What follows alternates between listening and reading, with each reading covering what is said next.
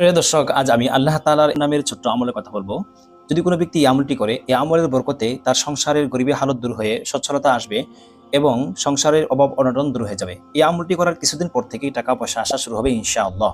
এবং যাদের ব্যবসা ও চাকরিতে সমস্যা আছে, এই আমলের বরকতে সেই সমস্ত সমস্যা দূর হয়ে যাবে। এমনকি কোনো ব্যক্তি যদি শত্রু এবং হিংসুকের কবলে থাকেন, এই আমলের বরকতে সেই সমস্ত শত্রুর অনিষ্ট থেকে হেফাজতে থাকবেন ইনশাআল্লাহ। প্রিয় দর্শক, আল্লাহ তাআলা কুরআনুল কারীমে বলেন, ওয়ালিল্লাহিল আসমাউল হুসনা ফাদউহু বিহা।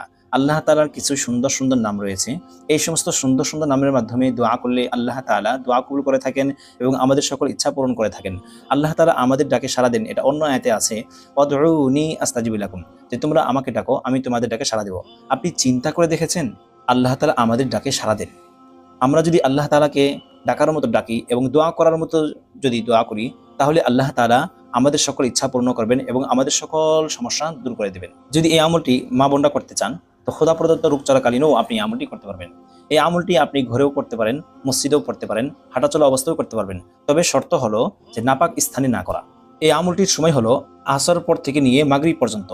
এই সময়ের মধ্যে আল্লাহ তাআলার এক গোপন নাম পাঠ করা।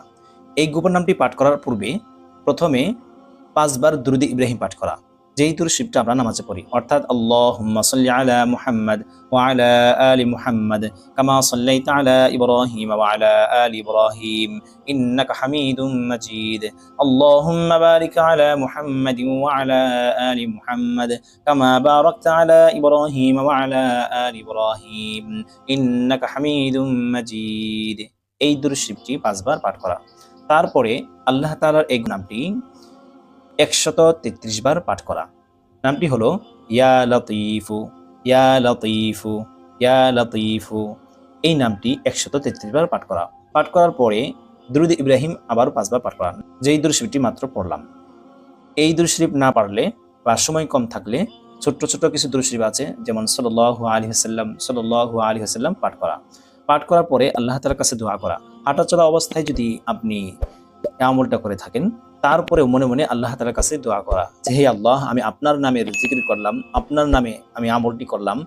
আপনার নামের মধ্যে যদি সত্যিই পাওয়ার থাকে, তাহলে আমার অমুক ইচ্ছা পূর্ণ করে দিন। এভাবে দলিল দিয়ে দিয়ে দোয়া করবেন। আমি এই আমলটি করে অনেক ফলাফল পেয়েছি এবং যারা যারা এই আমলটি করেছেন তারা শতভাগ ফলাফল পেয়েছেন বলেই আমি এই ভিডিওটি বানালাম। যারা যারা এই আমলটি করতে চাচ্ছেন কমেন্টে লিখে যাবেন, আমি তাদের জন্য অবশ্যই দোয়া করে দেব। যদি আপনার কাছে ভিডিওটি ভালো লাগে, কমেন্ট, শেয়ার, লাইক এবং সাবস্ক্রাইব করে পাশে থাকবেন, কারণ আপনার একটা শেয়ার অন্য ভাইদের মুসিবত দূর হওয়ার কারণ হতে পারে, আপনার জন্য সদকায়ে জারিয়া হবে।